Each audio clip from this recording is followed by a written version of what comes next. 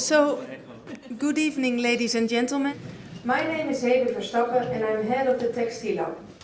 Errol van der Wert, the director of the TextielMuseum, wishes he could have been here, but unfortunately he was not able to attend.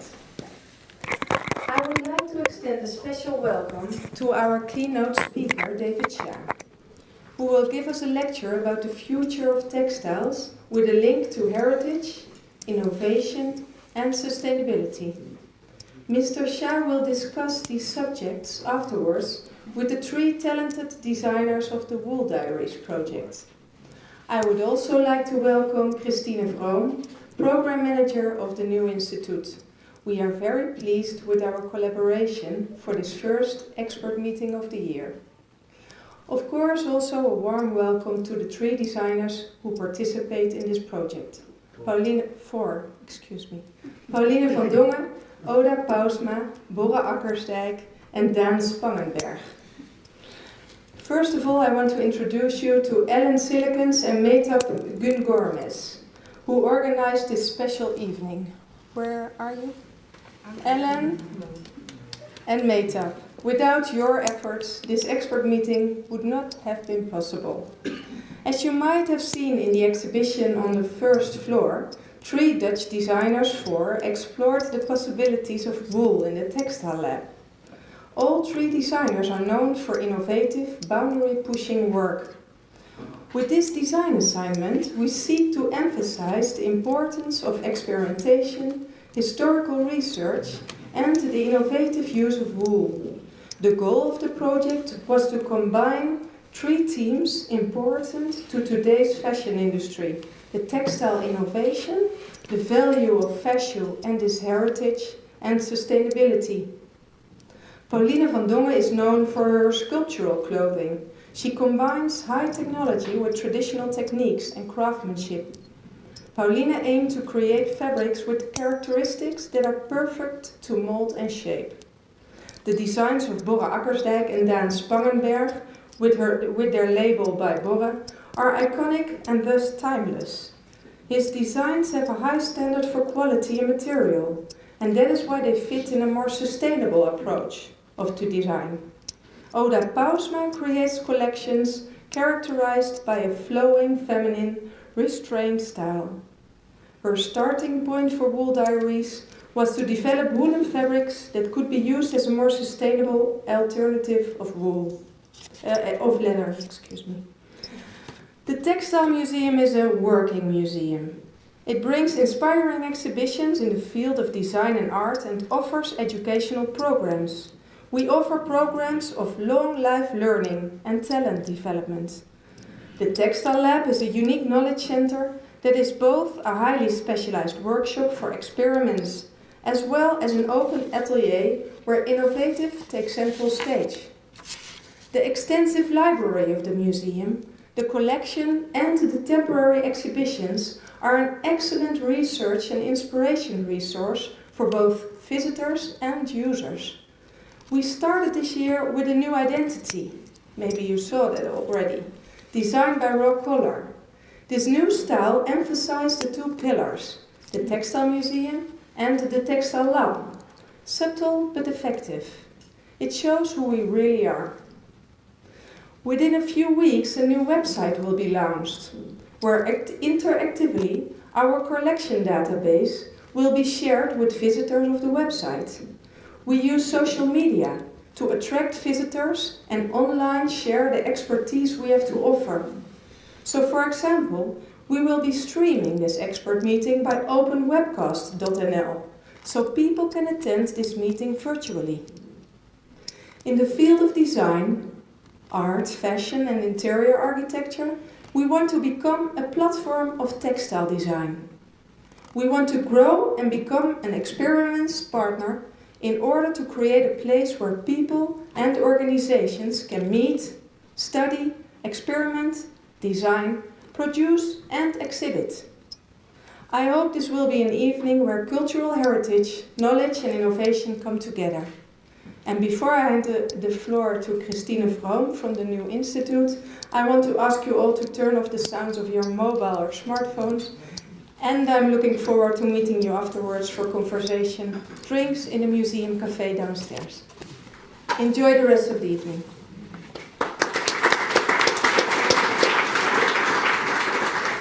Well, welcome also on behalf of the new institute. I must say, formerly known as Premsela. I also, of course, warmly welcome you to this evening and thank the museum for their hospitality. This evening of reflection and discussion in relation to the project Wool Diaries. First of all, as you may know, from January 1st of this year, Premsela, the Netherlands Institute for Design and Fashion, has merged with the Netherlands Architecture Institute and virtual platform into the new institute. This institute will continue to work in the field of design and fashion combined with architecture and e-culture. Although we are not a so-called sector institute anymore, we will continue to offer reflection, debate and opportunities for research and experiment. Now, looking back to the start of this project, which was last year, one can say that it's the result of a long-cherished wish to work together as organizations on the basis of the values that we share as institutes, to be a center for knowledge and reflection and create room for experiment at the same time. Wool Diaries marks a special collaboration between the TextielMuseum, Textile Lab and the new institute, and is partly also made possible by Woolmark. It is a collaboration, as has been said, where textile innovation, heritage and sustainability meet. How we started, we commissioned 3 fashion designers, as you know, or designers, on the basis of these 3 themes that we think are relevant for the fashion design sector today, or maybe even the design sector in general. The designers have produced at least 3 collections, and they are known for their innovative work. The assignment challenged them, we hope, to work outside their usual frames of reference with the aim of bringing about this innovative character and sustainability in wool designs. It's been said a little bit also about the designers already. So I will say that they started in February in the textile lab here, individually weaving and knitting their own fabrics. Hereby, I think they discovered how they could get the material to do what they wanted and achieve the results that they were looking for. Whether this was producing a woolen fabric that resembles the surface of leather, which would be more sustainable than actually using leather, or producing an outdoor fabric that may be water repellent or very durable, or maybe manufacturing a fabric with sculptural characteristics, with soft wool. How do you manage that? It was all tried and tested, quite successfully, I think, by these designers here in the textile lab. Following this process, the designers returned to their own ateliers and turned these fabrics into mini collections that you've just seen, I think. The results will be on show, I think, till fall, for quite some time here. So I would say, please, if you liked it, tell people to come and watch it. And it's also, of course, to be seen in the short film that's in the exhibition, but also online. I will not say too much about the assignments anymore because David Shah will go into that with the designers in a moment here in the interviews. But I would like to round off by congratulating the designers with the results they've come up with and thank the TextielMuseum for the hospitality and also the great collaboration with Hebe Verstappen, Ruben Reu, Ellen Silikens for this evening. Ingrid Omen, I haven't seen her yet, but I think, okay, well, I thank her too, because she supported the project with the material of wool, amongst other things, and of course our own made-up Gungormas, who organized the whole evening and the project with the Textile Lab. As the new institute has embraced innovation as its central notion for its program in the coming years, and focuses on the innovative power of architecture, design and e-culture, I trust and hope we can look forward to a continuation of our fruitful collaboration in this field. I think research will be a central notion also for our program, And we will be focusing on materials, amongst other things, textiles also, both from a historical and an innovative approach. So for now, I wish you an interesting and inspiring evening, and well, I hope you will enjoy it.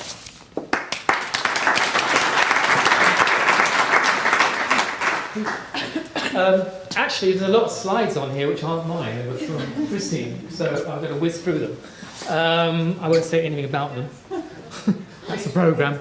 Listen, I should start off with a few apologies.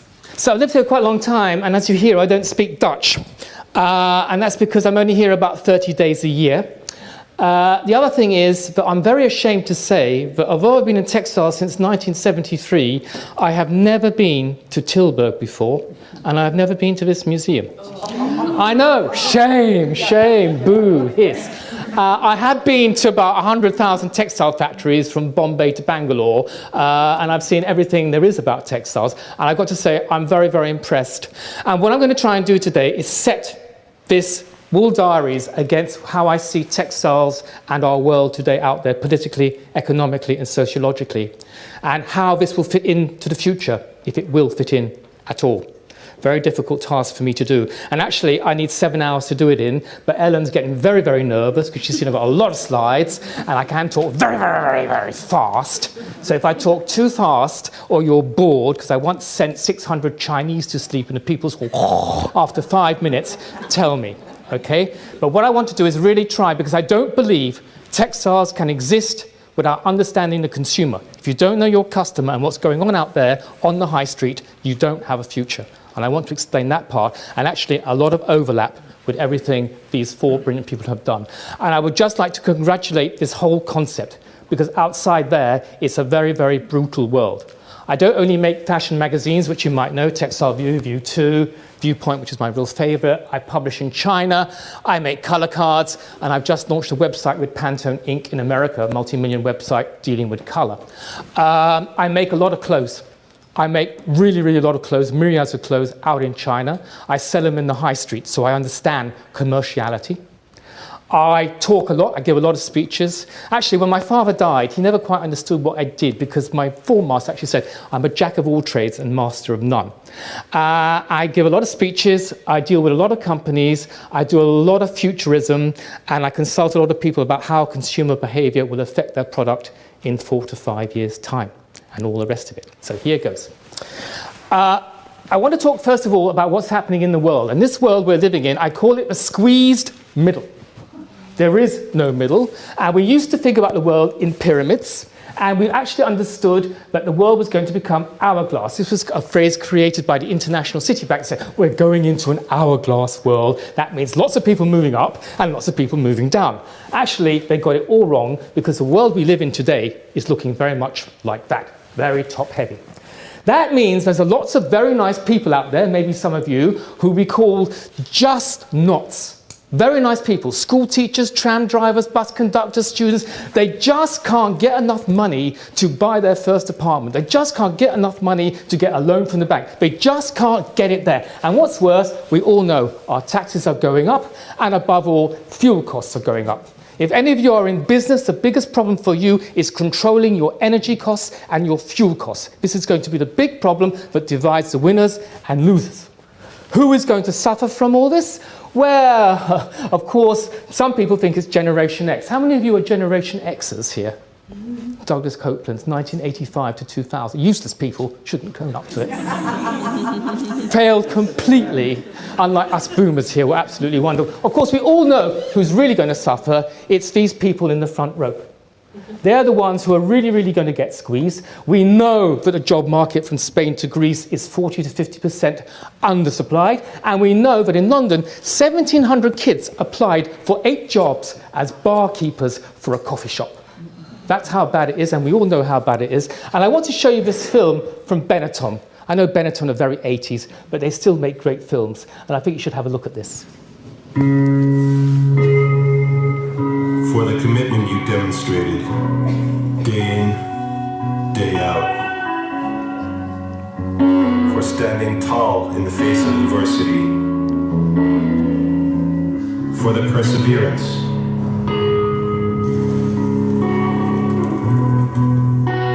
and for always going beyond the call of duty.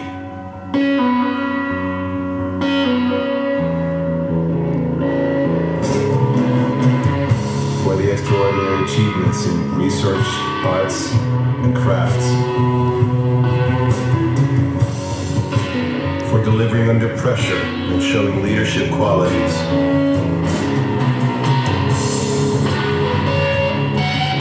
For making us see that it's not all about how you make money and how you spend it.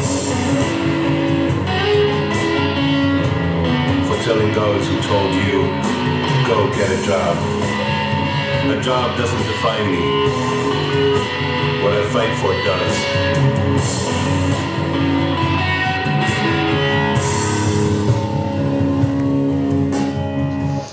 I'm going to bring this up when I talk to the people here, the 4 people here, because we had a conversation over dinner, and it was very interesting talking to people about, it wasn't about what they thought of me and my age group and my purse strings, but about what they wanted to defend about themselves against me. Very interesting concept. So anyway, who cares about them? Because they haven't got any money like me, and they don't vote, so they're completely useless, so why worry about them? And most important of all, we can't wait to get rid of them. We did a survey in the UK about adults, and do you know 40% of adults preferred their kids to leave. You know why? They wanted to turn their bedroom into, first, a home study place where they could work from, number 2, a place to do the gym and exercise in, but most important of all, they wanted to turn it into a bedroom for their pets. All right, so get rid of the kids, everybody's very happy. So what we've got a situation is saving money. Everybody is saving money, big problem. Now, this is a bit ridiculous, because when the Lehman crisis started, nobody saved money. You Dutch thought, it doesn't affect us, it's not a problem for us, we're all fine, the British were the same, everybody's kept spending. Why did everybody keep spending? Thanks to the Chinese, because the Chinese put $1,500 in every consumer's pockets. Everybody moved into China. Clothes, computers, Christmas trees, lights, you name it. Make it in China. It's so cheap. We keep our margins and we reduce the prices. That staved off the whole effect. Now you're feeling it. Now you're feeling the cutbacks. People are not spending. They're looking for alternatives to spending. Price checking, bartering, negotiating, hire purchase, buy one, get one free, crowdsourcing, swapping, repairing, storage, even loans. All these are the new way of looking forward. And of course, above all, renting and vintage. I don't know if you've got Oxfam in Holland. We have Oxfam in the UK. Charity shops made £1 billion last year. Their profits went up 30%. That is mega. How did they do that? Why? It wasn't because they just had a lot of poor people squeezed middle trying to get second-hand clothes. It was because they improved their image. They changed the whole concept of charity shop. They didn't have nice 70-year-old women giving up their Wednesday afternoons, not charging any money, and putting all their clothes in piles in a corner. They employed fashion students, come in, organise my shop, put the blouses together, put the prints together, put the periods together. They even started doing limited editions, sorting out what they had. And of course, at the same time, vintage got to be known as eco-friendly, and it got to be known as celebrity-friendly, and now everybody in the Far East has discovered vintage, and they're all coming to Europe. Can anybody here tell me the difference between vintage and second-hand? What is the difference between vintage and second-hand? Haven't got time to wait? Without 50 quid. Money values, nope. You wouldn't buy a Hennes & Mauritz 2011, would you? But you would buy a Hennes & Mauritz 1966. All right, so you need at least 20 years. And what's the other difference? They don't make the clothes like they used to anymore. Nobody in this business would make a skirt like that. Why not? Too much bloody fabric, too much cost. I don't want to put more than 3/4 of a metre in a skirt. That's at least 4 or 5 meters in a skirt. No way. So here's my quick choice of what you should buy second hand. Right, definitely Mary Fortuny, of course Chanel. I got to support the British, Norman Hartnell and the Queen Mum, absolutely wonderful. Dior, of course, a little black dress. Mary Quant, very nice lady. The Yves Saint Laurent Mondrian. I got to do Celia Birtwell, and of course Scarlett O'Hara's curtain dress. These are all the things that you should invest in. Of course, Louis Scherer's fabulous Marilyn Monroe number, and the girl we all loved in our dreams in the pinafore dress. Now, Life is changing, right? Life is really changing. And here is the challenge for this lot here. This lady wants to be a designer. She wants to start her own brand. And I said to her, what price level would you like to go out there at? Oh, Philip Lim. Depends on the article, etc., but definitely middle to high. Okay, not top, but middle to high. Wrong. Where is the market out there? Where is the future? It is the squeeze middle, because you know, before the Chinese came here, before the Brits, the Brazilians, the Russians, it was middle-class Dutch, British, French who were going to designer shops and buying aspirational purses, belts, and they were 60% of the luxury business. Now they don't have the money, they've gone down. They can't afford it, but they still got the same taste. They still haven't forgotten what design is all about. It's about private label negotiating. It's about delivering product that looks beautiful, that is understood by their aspiration, but is true value for money. I'll come back to this in a minute. This is the whole secret of doing business in the future. At the moment, it's either cheap Primark, or it's ridiculous prices Jill Sander, right over the top. I can't believe the way the prices escalate. Really, really ridiculous. And Marks and Spencer's have been very clever. Very clever. They got into a lot of trouble, their shares collapsed, everyone's and they just launched their new collection, and they decided, we'll go back to what we stand for. Back to principles. We're going to go back to being all about aspirational. We're going to back to being quality. We're not going to compete with Primark anymore, Hennes and Marats. We're going to do what we do best, which is quality. And we're going to bring technology. We're going to mix the quality, and we're going to bring technology. We're going to make garments which perform better, last longer, look fresh. Very, very clever. And we're going to be British. Because we have a British heritage, we're proud to be 4 very key secrets, which are all part of their future and the whole future of textiles. Am I talking too fast? You're right, very clever. I like the Dutch. We call it savvy value. Savvy value. That's the key words you need to know. Savvy value. Is what you're doing savvy value? Because we look at the rest of it, look at the rest of our lives. We all watch cooking programs. We all buy cookery books, etc., but we stop buying organic food. Prices of food are going all the way up. Expensive. And we've got into a few problems. Do I look like a cow? Right, the whole story. And what about you Dutch laughing? Came from Holland. Your tomatoes grown in China. The Chinese don't even like tomatoes, but are busy growing tomatoes for the Dutch market. And in love, can't afford a Valentine's. Let's buy one from Asda. Inside it says, my love for you is precious, but it only costs 7p. Can't afford to have babies, etc. And we've got this whole thing about nostalgia. Nostalgia. We had the fabulous artist, and now what have we got? Everybody's going mad about, of course. Can't show this whole film. I want you and Daisy both to come over to my house. I'd like to show her around. Can't you see who this guy is? With his house, his parties. Anyway, I don't have time, but it's all about how Prada cooperated with them. Of course, she's a great Schiaparelli lover and all of that. I have to be careful this is being filmed. I don't get sued by people. Great exhibition in the Metropolitan last year. Miuccia Prada talking to Schiaparelli and how she did all. But we're going to have a whole thing. Last year we had everything 50s. We had everything to do with Madman. We had the whole thing of discovering the whole 50s Brigitte Bardot. And this year, what are we going to be? 70s. Who saw Argo? The tweed jackets, #1 seller in the States, tweed jacket from Harris Tweed, and we've got the whole Dallas back again, and we've got the whole punk story, Chaos de Couture, and we've already got Courtney Love and Marilyn Manson for YSL, and we've got the whole collections, punk. And boys, who are trendy men here? Last year, it was all moustaches. Yeah. Where have you got to go this year, boys? What is the new trend for men this year? Side partings. Absolutely, everything's cool, very, very cool, side parting. And here you are, ladies, Old Spice. How many of you wear Old Spice? Hello, ladies. Look at your man. Now back to me. Now back to your man. Now back to me. Sadly, he isn't me. But if he stopped using lady-scented body wash and switched to Old Spice, he could smell like he's me.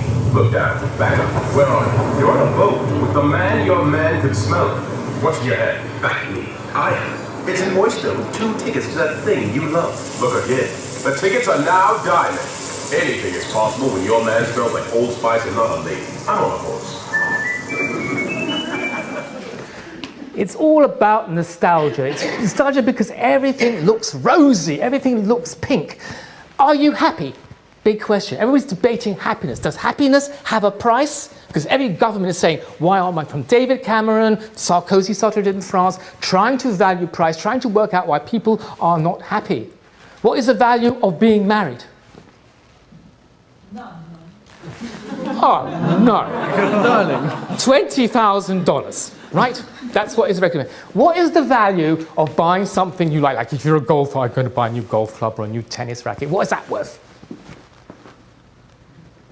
$28,000. Who needs marriage when you can play golf, right? And of course, it's a whole story of nostalgia.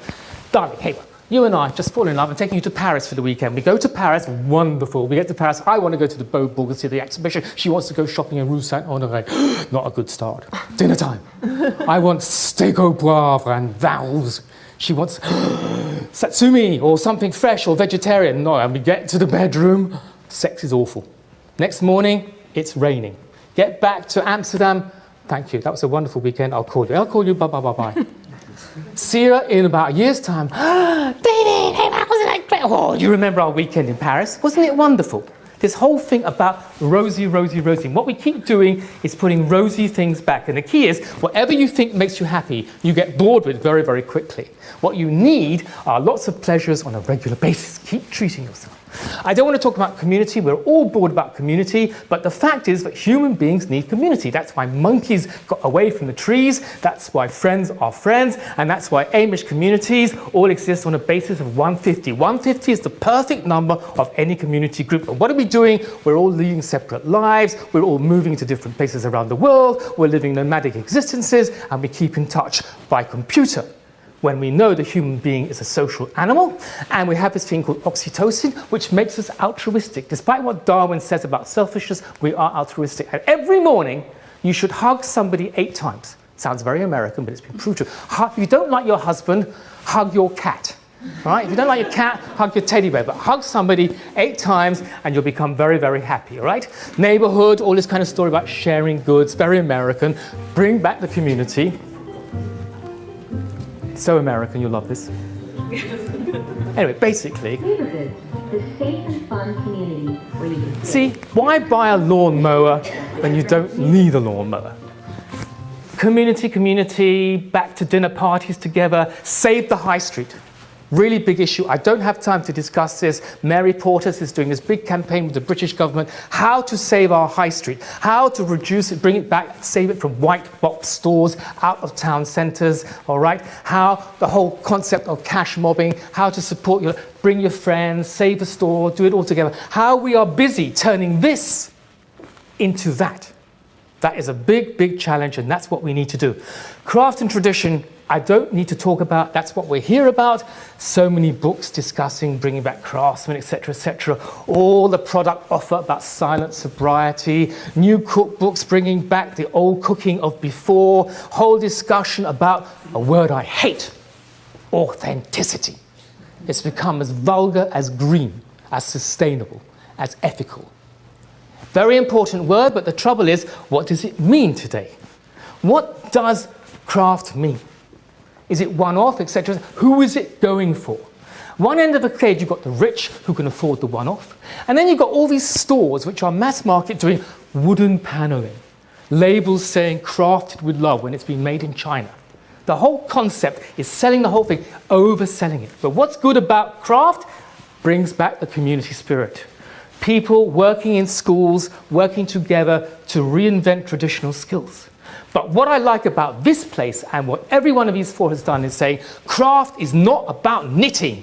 It's not about patchwork. It is about technology. Craft is not a concept of using old materials. Craft is an ability. It's a skill. And how we apply it today is very different to how we understand craft in the past. Very important. We harness technical invention. Very, very important. And we love it.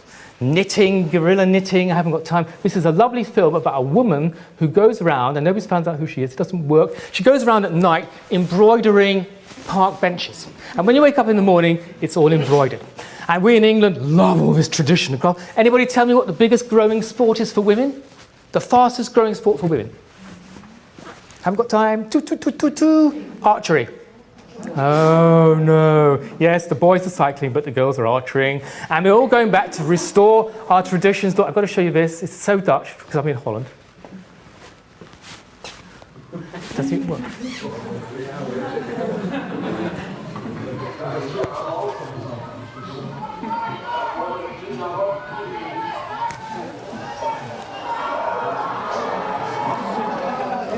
Well done, Holland.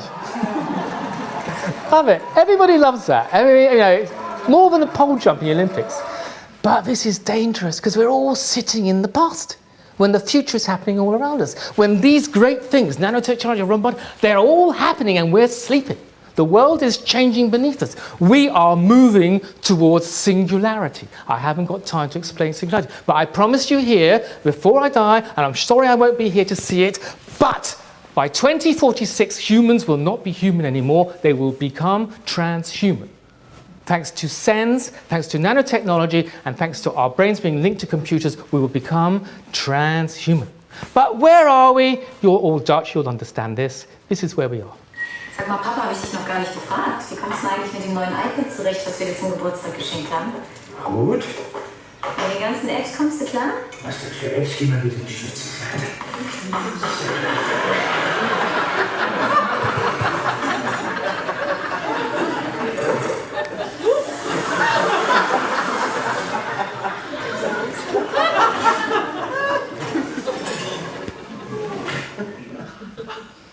Now we need technology because we're going to enter the third industrial revolution. Very, very important, right?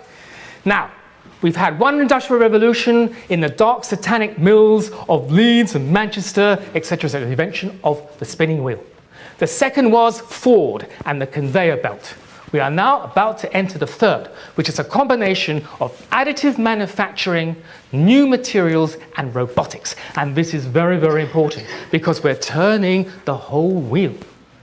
We started with the wheel, and then we went in, and now we're going back. Manufacturing for one. Very, very clever, right? Some people go even further. I haven't got time. This is about 5 things, about focus, about transport, but the key is, why manufacturing will return to Holland, and I promise you this will happen, will be because of 3D printing. I don't have time to go into it. You all know the benefits of it. You all know where we stand with it. It's moved from being a prototyper. We think by 2015 that over 50% of things produced on a 3D printing machine will be for final sale. We know in every hospital they use it for your teeth, for your hearing, for your limbs. We know 3D printing can create shapes and things that we cannot create by normal manufacturing processes straight from the computer, right? And we know 3D is the best way to mimic nature because we know nature is the cleverest thing about invention. And already in close, a long way to go in close, but a lot of things I've been seeing this afternoon in this exhibition could be 3D made in the future. Of course, Iris Halpin's doing it first. I don't have the chance to show you this. It's just a little bit about a chair being manufactured by 3D. I don't know if it'll work. You see? And one day you'll print your house. You'll print your house like you print the chair.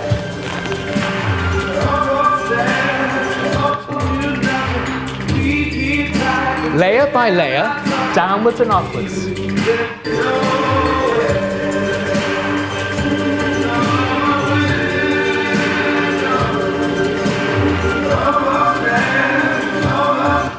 Now you know why I need 7 hours, you see?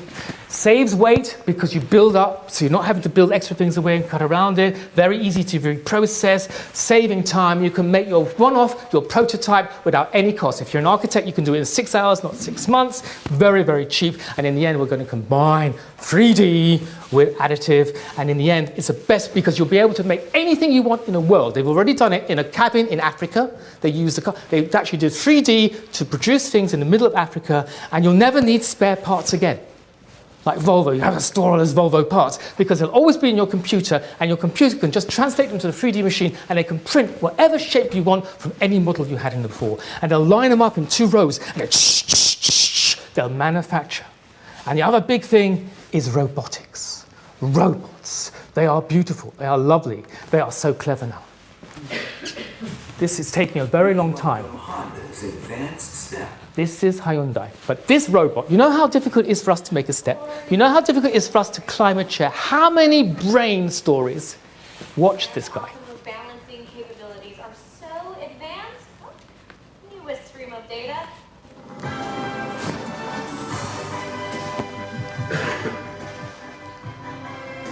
This is truly tremendous. You should be worried.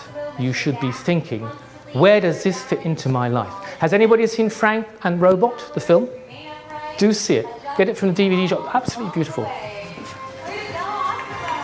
Because we know robots will be in our kindergartens, we know robots will be in our hospitals teaching people, we know robots will be looking after old people, we are teaching robots emotions, we've already taught robots how to lie, we've already taught robots how to grade papers, and we don't want the robots to look like human beings, we want them to look like animals, because animals are much cleverer than us. And is it going to be the whole industrial revolution collapsing again? Will they replace us? Will we be out of work? Will we have no jobs? We all know they save money.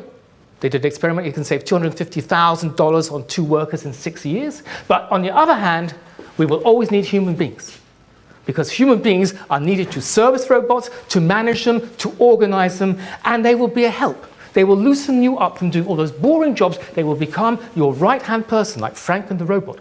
Read this. It is just like when we introduced computers and they replaced secretaries. What happened to all the secretaries in this world? They became much more useful participators in the workforce.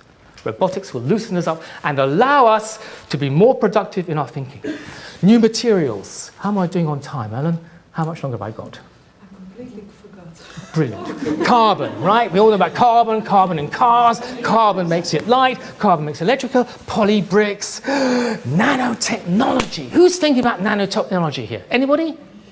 Brilliant, isn't it? Sexy. It's not about white clothes and a suit in white. It's about changing chicken into beefsteak, water into red wine, playing with the molecules, stripping them down, rebuilding it like a Lego set, and recreating everything. And we talked about the power of nature. We talked about 4 minutes. 4 minutes? No, that's not fair. They were late starting. Come on. Viruses battling power, social manufacturing, all reasons why these things will return to social manufacturing. The power, small communities, which is their future, working together out of small laboratories, small warehouses in Amsterdam, using the community to bring things together. Quirky is a great success about that. They call in an idea, they circulate it, they get an opinion, they decide whether to produce it or not, all helping each other. And of course, the maker movement. Most important today. We are not consumers anymore, we are consumers, producers. We got on the net and we discuss everything. I've got an invention for this, I got an invention for that, etc., etc. Do you know how crowdsourcing worked? Do you know the original story of crowdsourcing? The French economist? No? Well, if I've got time, I'll tell you later, all right? And of course, CAD-CAM, which won't be just about translating things, CAD-CAM will be manufacturing things for you. However difficult, if you have an idea, not like these poor lot had to struggle trying out wool weaves and trying out what happens if I wet wool and how compact it is, the CAD-CAM will do it all for you. Just give it the idea and it will sit and work it out. So put that together with the concept that manufacturing is becoming as light as digital, not heavy anymore, and that the idea, the expense of having an idea is reduced by the power of N, you've got a wonderful future. But the problem is, we've still got a divided society. We've got the rich, right, the haute couture. We wrote off the haute couture years ago. But what happened? Karl Lagerfeld, 1 year ago, let's build a runway like an aeroplane, and we're all going to have little caddy cabins, and Chanel air hostesses, and Daphne Guinness will be in 10C, and David Shah will be in C7, and all the rest of it. Not to be outdone, Marc Jacobs built a train. We're in an austerity time, we're in a recession, but they're building trains and they're steaming in them. And not to be outdone again, he decided to run the world this time at Chanel. We're going to rule the world, etc. We all know it's Russian property and Chinese shopping that's running everything. I don't have time to send you all this because we're going to skip it all, blah, blah, blah, blah, blah, blah, blah. Right? But we are running into a divided society. The films show it all the way. And here it is. Not the poor working class of the 30s, but the word working class will come back again. It will be a new, sophisticated working class. Not the poor working class, a new, sophisticated. And that means, I believe, communism will return with trade unions. Already got the pirates. And would you believe, Das Kapital? How many of you read Das Kapital? One, my age group, right? Actually, it's back in the bookshops again, and it's actually climbing the charts. Not long time since we've read that. Of course, we live in an empowered society, and there we are. And this is the other big thing, patriotic purchasing, right? Very important. Made in China. Everything is made in China. We know your chairs you're sitting on is made in China. This microphone is made in China. My computer is made in China. How many of you are wearing Swiss watches? Come on, how many are wearing Swiss watches? Yes, one. How do you know it's Swiss? It says so. It says it's an old one. It's an old one. All right, you're safe. Because in Switzerland, you only need to have 40% of the working parts have to be made in Switzerland. The rest can be made in Shenzhen, Guangzhou, doesn't matter where. It can be made anywhere. Like the American flags, they're all made in China. And British cars, etc., etc. Best of British, right? Now, I'm going to show you this advert. It's absolutely brilliant because it's about being patriotic, right? It's about 2 years old. It's not new, but it still makes me cry. It is about the emotion of patriotism in patriotism. I got a question for you. Can you turn the volume up? What do you know about luxury? What does a town that's been to hell know about the fine? Can you hear this? Well, I'll tell you. More than most. You see, it's the hottest fires that make the heart steel. Add hard work, conviction, and the know-how that runs generations deep in every last one of us. That's who we are. That's our story. Now, it's probably not the one you've been reading in the papers, the one being written by folks who've never even been here, and don't know what we're capable of. Because when it comes to luxury, it's as much about where it's from as who's. Where it's from. Now, we're from America, but this isn't New York City, or the Windy City, or Sin City, and we're certainly no one's Emerald City.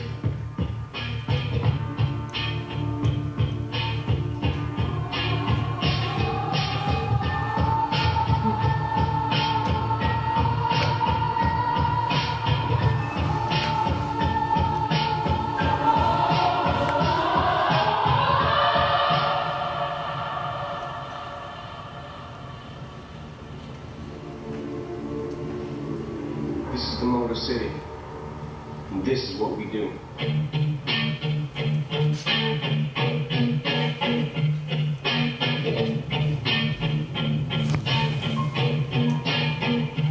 Imported from Detroit. That's very clever. Ford were very pissed off with that one. All right? What does it mean anymore? What does made in Holland mean? What does it mean? I think you're pretty good at it, better than the British, but what does it mean, made in... This is a question you should be asking yourself. I want to know, what is made in Holland mean? What does it mean, made in Iceland?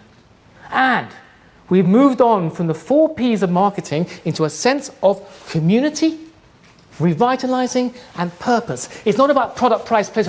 It's about what is the purpose of what you're doing. What were you doing for what purpose? How is it doing to solve the problem? Very, very big. Why am I not in a film? Lovely. Purpose. Oh no, I haven't got time to show that one. Sorry about that. Tropicana, right? What do they make? Orange juice. What does orange juice remind you of? Florida. Florida reminds you of the sun. So they went up to the Arctic Circle, where in Christmas time it is dark every hour of the day. So what do? The kids go to school in the dark and they come home at night. So they build a sun. So the kids can go to school in sunlight. And they bring orange juice, so they've got the vitamins. Now that is giving their product a purpose. Taking it into a new level where to go, right? And you can bet your bottom dollar that every Canadian the next day was drinking Tropicana orange juice, right? How much is enough? Too much information, too much adverts, too much stress, too many people in my bed. Too many maps. My brain, long-term memory is collapsing. And look at all this. Size 12? Get out of it. I work in this business. We moved a size 12 to a size 14 because you can never tell a woman she's fat. Just make her feel good. So we just increased the size scale. That's how we did it. Increasing the size scale. And look about all those Starbucks. How big can a coffee be? That Trenta is bigger than your stomach. Do you need it in your life? How many bedrooms do you have? Queen's bedroom, imperial bedroom, super bedroom, empire bedroom, king's bed, queen's bed, and about all those classes when you travel, not tourists and business. It's now premier élite, voyageur, voyageur supérieur, etc., etc. And all the job titles. Give somebody a job title, don't give them any money. Say, how much is enough? Buy nothing day, okay? Really, really. We can't afford to step out, but we are looking at consolidating and reducing material, okay? Now, do it very, very quickly. Lifespan. This is something that was brought up by them. We suffer from... How many of you bought a new telephone in the last 6 months? So bloody Dutch. You didn't want to spend the money. Don't tell me it was about sustainability. You didn't want to fork out on a new phone. That's not fair. Oh, boring. But everybody's thinking about reducing seasons, right? One season clothing, the COS concept. I love this concept, right? It's from Howes. And they put, like a school book, they put a label on it so you pass it on to the guy. Here's I own this, Bori owned that, Dan owned that. We pass it on from person to person. So it's got an existence. We build a memory into our product. When I buy this chair, it's got a chip in it. And this chair says, oi, I was owned by David Shah in London in 1970. And now I was owned by Bori in Amsterdam in 1980, and then I was owned by owner in I don't know, Nijmegen. So it's got a history. So you never own the chair. The chair owns you. That's brilliant. You're just part of the whole history. See, we all know the best things in life are the simplest things in life. And Datorama's rules are still true today as they were in the 50s. I'm going to end very soon. Ellen, don't get worried. Don't stress. Don't stress. You'll be very, very stressed. Morality. Everything today has a price. I pay people to stop taking drugs. I pay people to learn to read. I pay people everything. Everything has a market price, not a social value. Everybody does the same. All of you, when you potty train your daughter, gave her chocolate. If you do it on the tray, I'll give you chocolate, right? But after a couple of days, the kid says, oi, there must be something wrong here. Why is mummy giving me chocolate to do this? There's a problem somewhere. So there's a new morality growing up. What is the price of it? But we're still living in a market economy, okay? Morality for today. We weren't moral at all. We were the only moral, well, Bill Clinton, that was the last moral thing we got involved with, because none of us, when the times were good, wanted to start saying, that's right and that's wrong. None of us wanted to get right and wrong, because it was like, oh, well, it's all right, we're all doing well, just a little tolerance here and here, etc., etc. I love this advert. It's Dutch. You make good adverts. This was a joke. I mean, who cared? But now, fights in Paris, fights in London, everybody discussing this issue. I can't believe it.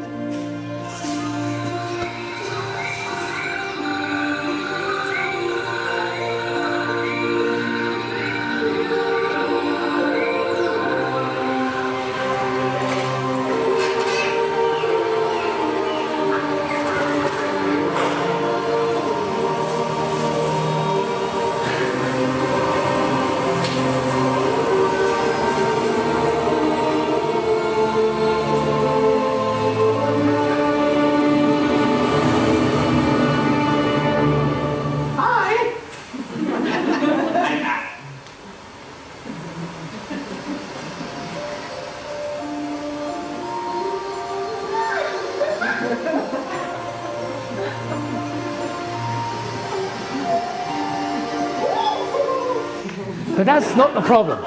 Morality, everybody's talking morality today, but here is the big conclusion. Austerity was the first decision. Be austere, save money. Now everybody wants us to spend money. Are we going to spend money in the same way? In the last 10 years, who has been king of this world? Who has been king of this world? They said the consumer was king. They are lying. The person who was king of this world was the marketer, the brander, who turned the product of X into X plus Y plus Z by giving it prestige, by giving it something you wanted. She made more money out of promoting her perfume than she did out of all the films she made. How many of you buy designer sunglasses? Come on, girls, don't be shy. You spent over $100 on them, right? You know they're only worth $3, but you still did it, didn't you? And all those clothes, I haven't got time to discuss clothing prices with you. I can explain how it all works. How you spend so much money on the brand. Bangladesh is a big story. And everybody is saying the retailers are to blame. But is it the retailer to blame, or is it you, the consumer? My question is, who is educating the consumer? Until the consumer decides that they are not going to pay €9 for a new frock, but they will pay more money, you're still going to have Bangladesh. But it will be Cambodia, it will be Indonesia. And however much they try, we don't solve the problem. Who is educating the consumer? Is it the retailer's job? Oh no, my job is to make money and keep my stockholders happy. Is it the government's job? Oh no, I'm just here to keep the peace. Who is taking responsibility for the education of the consumer? And the other big thing is, it's time for the manufacturer. We had the brander, but who heard about the manufacturer?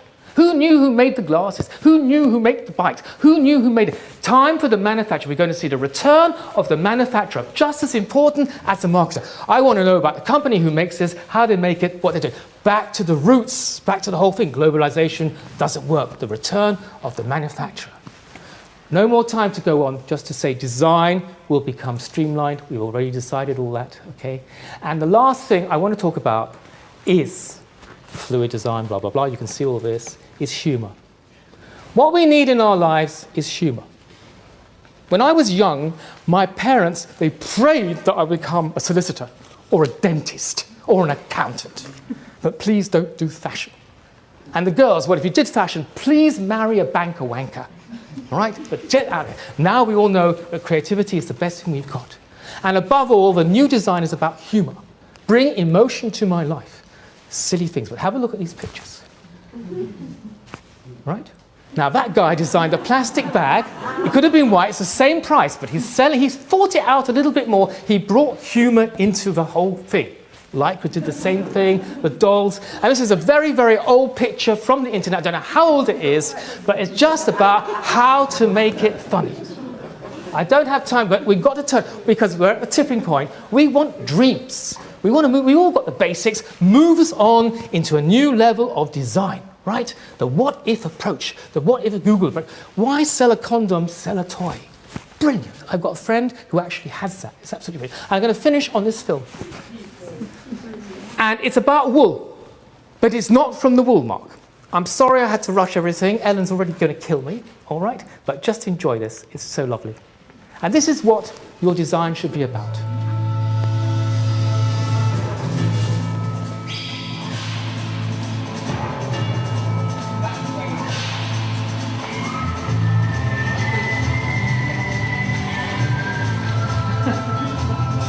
You will not guess, unless you've seen it before, who paid for this film.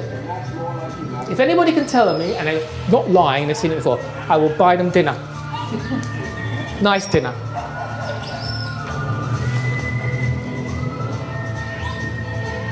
It's not the Woolmark.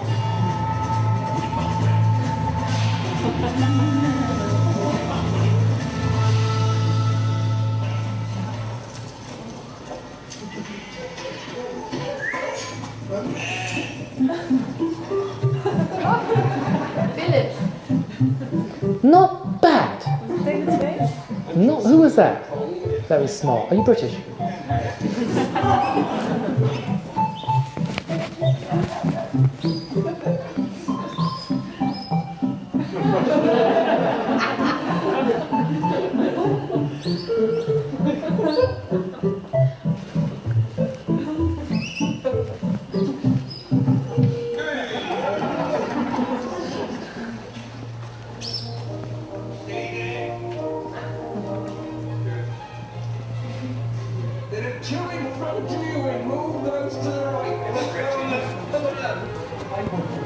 Everybody stop there, don't move. Start on the next page. Yes, that's better, that's good, that's good. Looking good.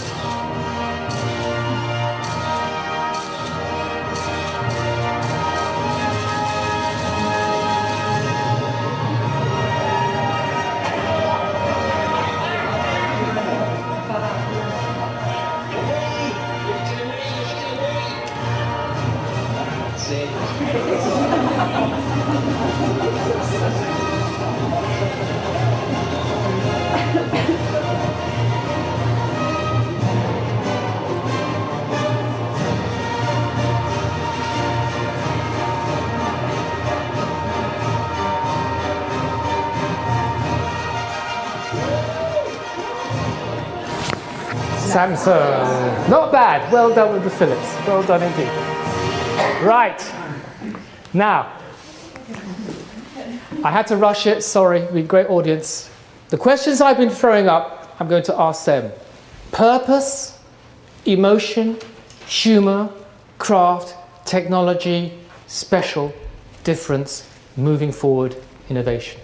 Did they answer those questions? First, a film about their work. Oh no, wrong film. There he is.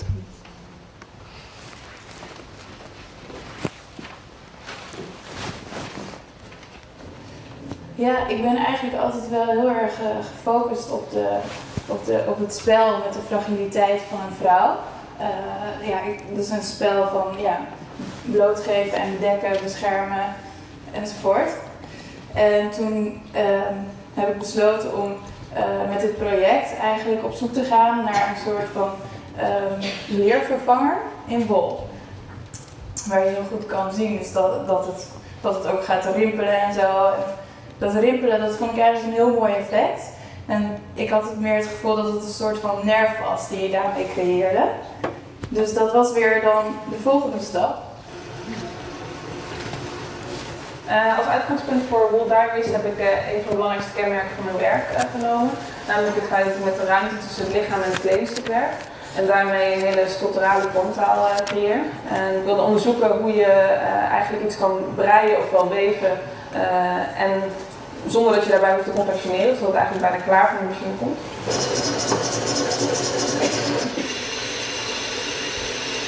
Het heritage gedeelte komt eigenlijk terug in het gebruik van passementen. Bij het breien werk ik vanuit een idee dat ik bepaalde bouwstenen maak, bepaalde vormen die zich herhalen. Het zijn losse panelen op vorm gebreid. En die ik vervolgens met passementen zoals koord in elkaar zet tot verschillende vormen daarmee kom. Dus eigenlijk komt er dan geen naaimachine aan te pas. En kun je het dus ook weer gewoon uit elkaar halen en nieuwe vormen construeren.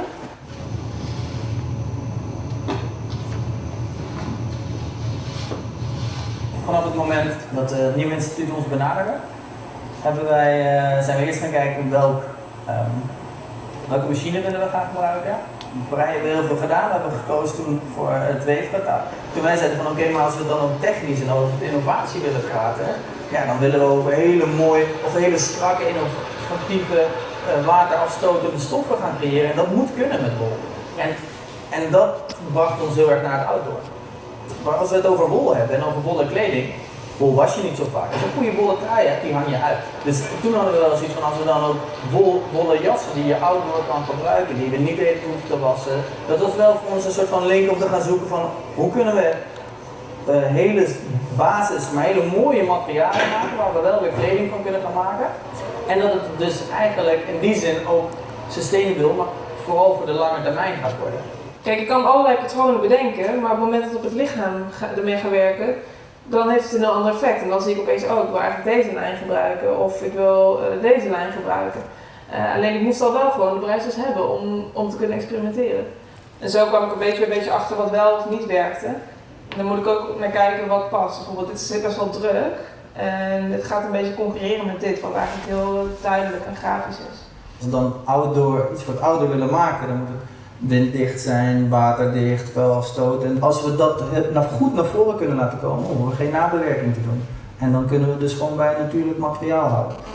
Je kan nu ineens jouw huid vormgeven. Dus je kan de nerf opblazen waar jij dat mooier vindt en verkleinen. Dus je kan het allemaal plaatsen en sturen. Dus waar je eerder gewoon een huid pakt en neerlegt en dan ga je patronen schuiven zoals je het eigenlijk mooi vindt, kun je dat dus nu, dat hele proces kun je omkeren. Dus je hebt het in eigen handen. Dus je kan zelf bepalen van oké, hier wil ik dit en hier wil ik een beetje de proporties van de huidstructuur kun je dus zelf vormgeven. Dat vind ik echt een soort van voordeel eraan, want normaal heb je dat gewoon niet in handen. En tijdens het werk in het TextielMuseum leerde ik ook hoe je op 2 lagen kan weven bijvoorbeeld. En daardoor al een soort van driedimensionaliteit aan je kledingstuk kan geven. Waardoor je ook weinig extra vorm hoeft toe te voegen in je patroondelen, zeg maar. En als je op zo'n manier een binding in een weefsel kan maken dat die stof ook daadwerkelijk die eigenschappen heeft die jij, waar ik dus in dit geval graag mee werk, dat is natuurlijk ideaal. Great. So I'm going to ask the four to come and take a seat up here. And I've got a few questions for them. I would love the audience to participate. Don't be shy. The Dutch are not shy. Shy people are the Norwegians. They don't say a word. All right? So do interfere. We've got a few microphone problems. We're running a bit behind, but I'm sure you won't mind because it's really quite interesting how to do this.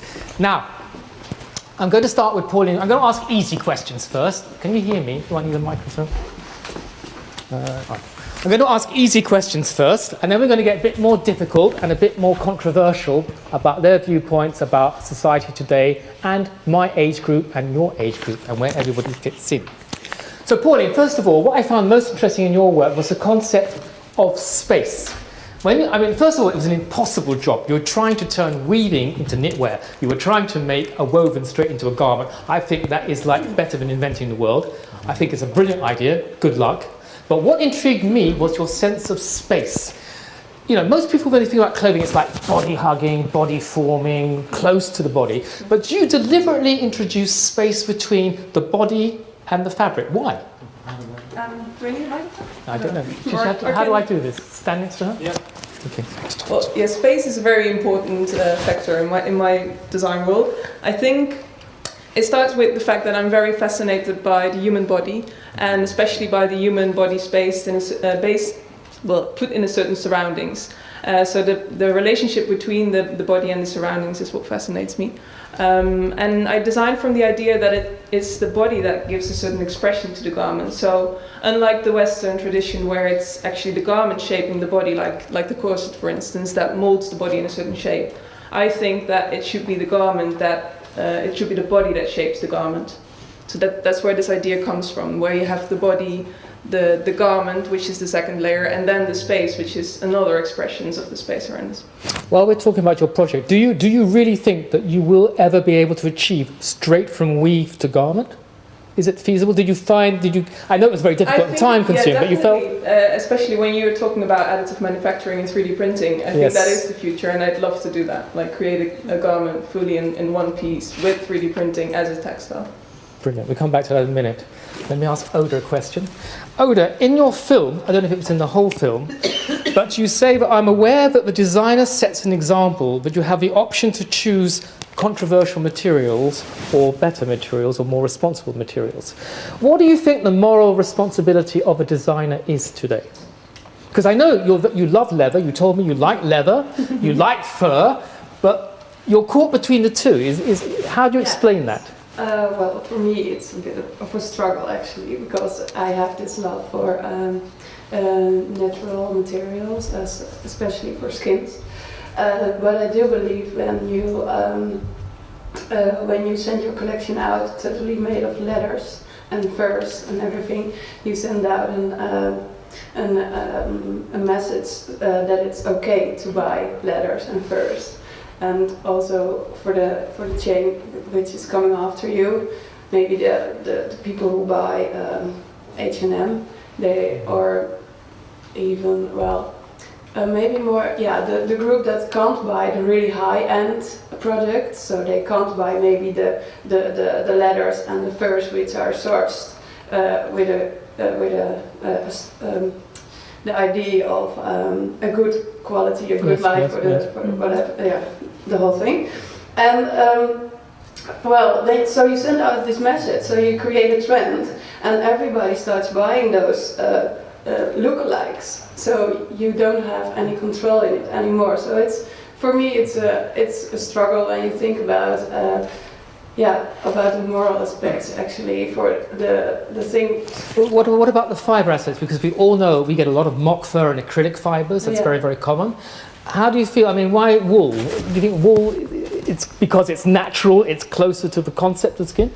Well, yes, and it was of course also the opportunity to do it now. But wool also has a lot of similar aspects as it comes to skin, because when you heat it and etc., it shrinks. So all these things you can put in your idea, your fabric idea. So, for instance, we used a woolen filling yarn, and it shrinks, so the fabric got more compact. So then you have the same aspect of your skin again, and it smells a little bit like deer as well, so that's also good. Don't say that. Odorless. Let's talk to the two of you. I like, because there's two of them, I didn't know I had a chance to meet them. They were both at Eindhoven together, but Laurie did identity and Dan did graphics, all right? Collaboration is a very big concept for us. I mean, it started, we've done collaborations with Hennes and Maurits and Karl Lagerfeld and all the rest of it, and we've done collaborations between Yamamoto and cars. What does collaboration mean for you two? How did you get together? How does it work in your age group, in your concept? Why do you need each other?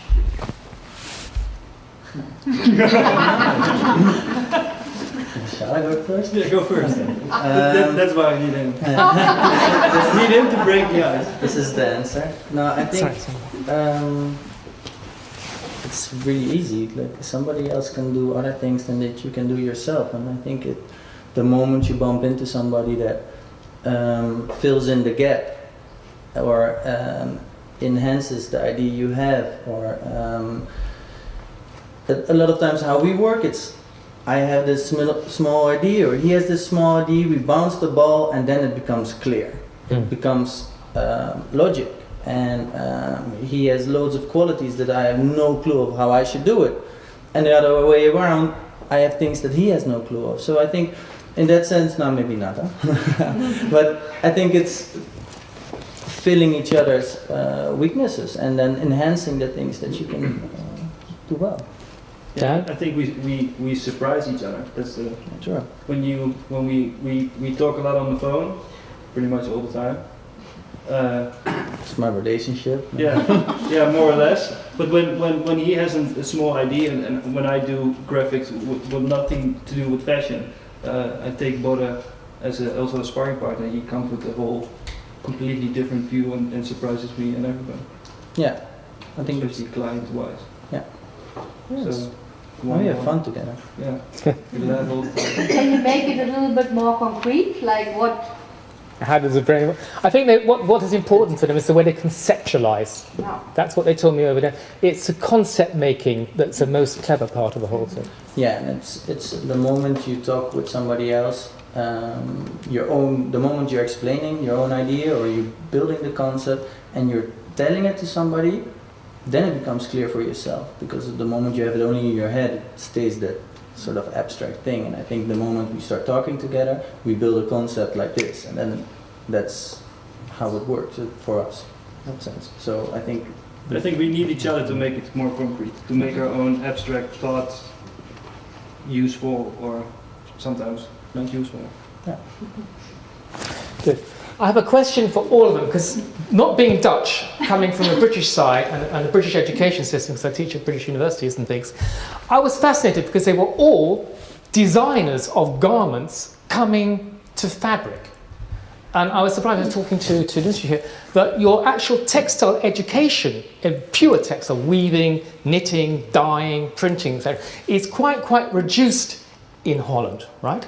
And I'm wondering if this works properly, because I think in the UK it's terrible, because the textile designers never get to make clothes unless they meet somebody doing their final exam, and the textile people the fashion people never really understand textiles. They just go out there and buy the fabric because they start with a shape and say, what textile shall I fill it with? So what are the lessons you've learned, all of you here, about the importance, the synergy of textile with garment, which you didn't learn before?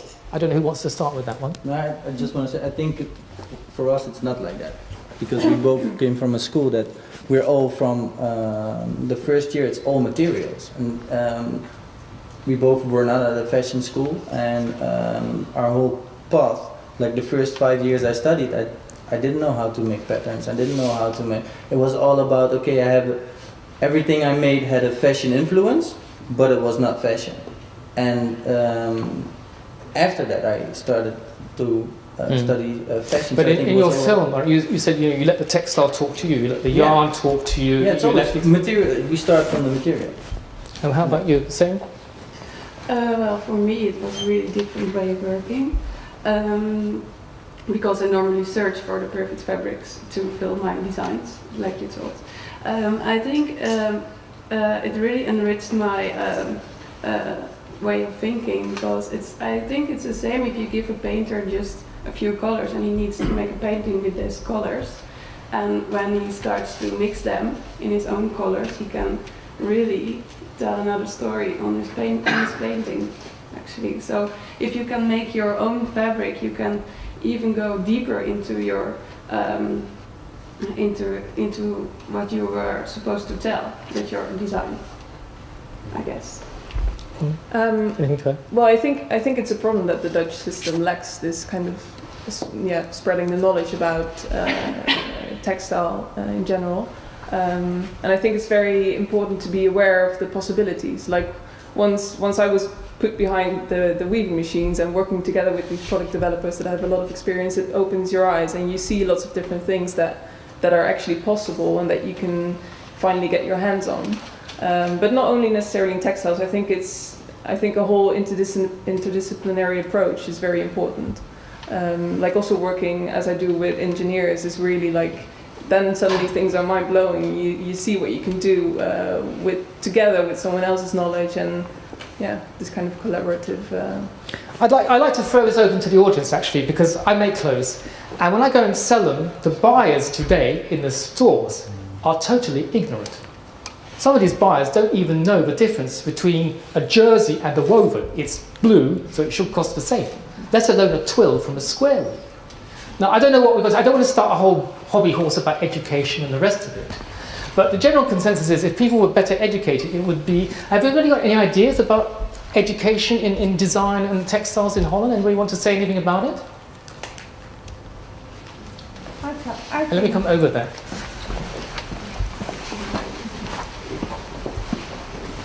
I think it would be good if experts were known at schools so they could work together, because experts in say sewing or knitting and are interested in teaching other students, they get influenced by the younger people and the way back, and I find it when I go to graduation shows and I ask students, they had a hard job finding the right wool or the right materials, and I think there are a lot of people who want to help them.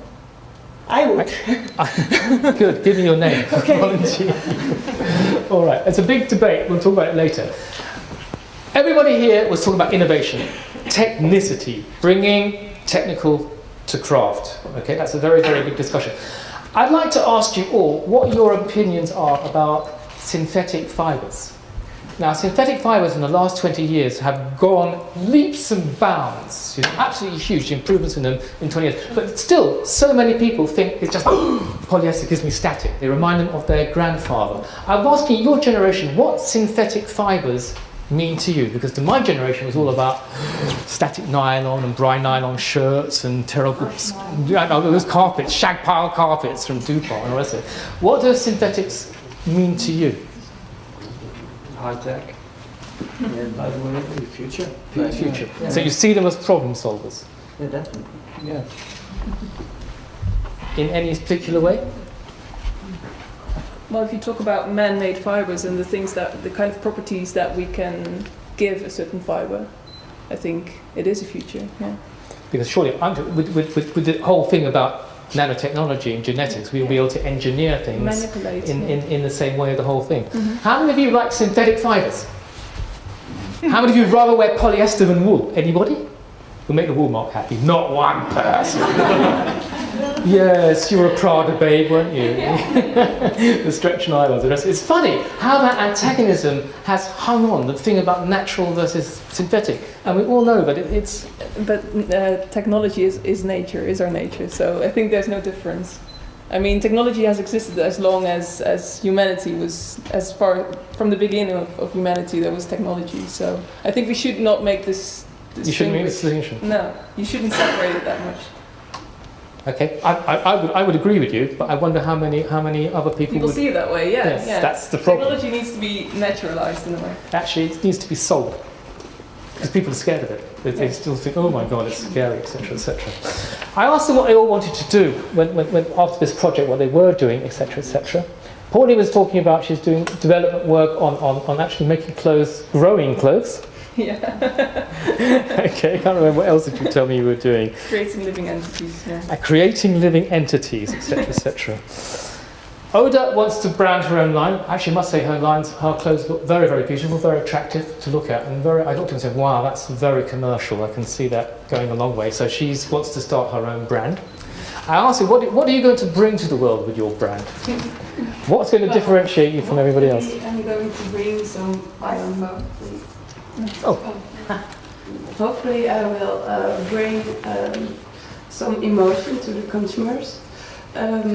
Because I always start with a kind of feeling, and I always intend to bring an emotion with my collections, like something, a feeling. So I hope people can feel at home with my designs and feel strength by it. That's actually what I want to bring. What do you think about the world out there? What do you think about the high street today? When you look at Kalverstraat or the rest of it, what do you think about the clothes in the shop? It's all the same. So it's all cloned, it's all... Yeah, it's all very the same. That's what I think about it. And, well, it's okay, but I think there are always people who want to have their own voice in what they express by their clothes. So there are always people who search for some labels, some designers, some whatever well, maybe vintage, whatever. When it suits them and they express their feeling about their moment in time, then they will attract to it. So what I want to do is translate my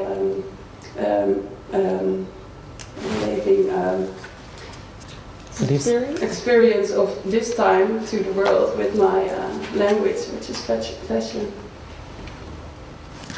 Thank you. I wish you all the best. Thanks. Right.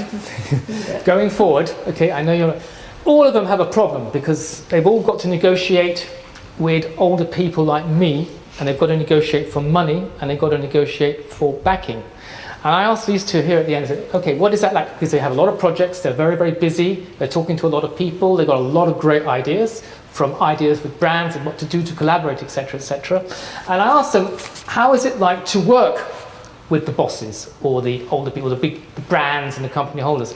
And they said something very, very interesting. I said, it's not important about what we're dreaming about, it's about what we don't want to give away. And I find that a very interesting, what we don't want to... Boomers didn't care what they gave away as long as we were on top of the pyramid, Peter Pan, never getting old, making money and all the rest of it. So I want to know, what do you feel about your attitude to things compared to our attitude to things? Is there a generational gap? Is there synergy? Because they do say that generational wars would be a much bigger problem than class wars in the future.